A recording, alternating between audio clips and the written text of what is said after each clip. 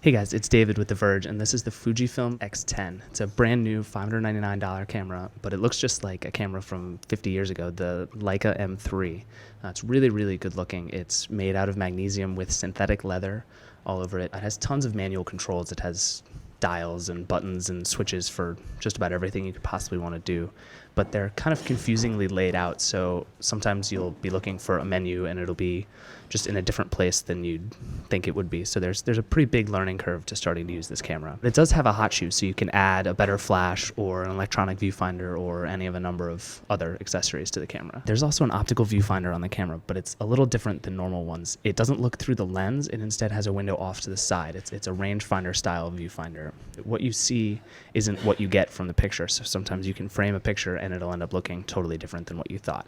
Inside there's Fujifilm's own EXR processor, and it's really good, especially in low light. It compensates really well for bad lighting and gives you noise-free images that you wouldn't normally be able to get. There's also a 12 megapixel sensor, and all that adds up to a pretty fast shooting performance. It can shoot up to 7 frames per second at full resolution, but it's actually kind of slow otherwise. The camera takes about 3 seconds to turn on. It does have a cool mechanism that lets you actually rotate the lens to turn the camera on and off, but once you do it, there's about a 2 to 3 second gap before the camera actually powers on. All that said, the X10 takes really, really fantastic photos. I can shoot in JPEG or in RAW, and the photos I got were really clear and the colors were really great up to ISO 1600.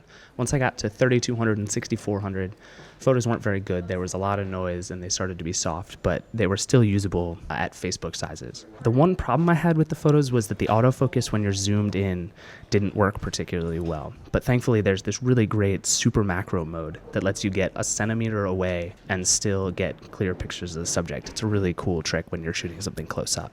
The X10 can shoot video at 1080p at 30 frames per second, and the video, like the photos, looks really great. It's clear and accurate. It also has stereo mics, which is a nice bonus for the sound. Overall, if you like Fujifilm's design and can get over the learning curve of getting used to the X10, you'll really like the camera. It takes really great pictures and performs really well. But at this price and in this form factor, it's hard to recommend it over cameras like the SONY NEX5N and some of the Micro Four Thirds cameras on the market, which are a lot simpler to use and thanks to interchangeable lenses can be a little more versatile.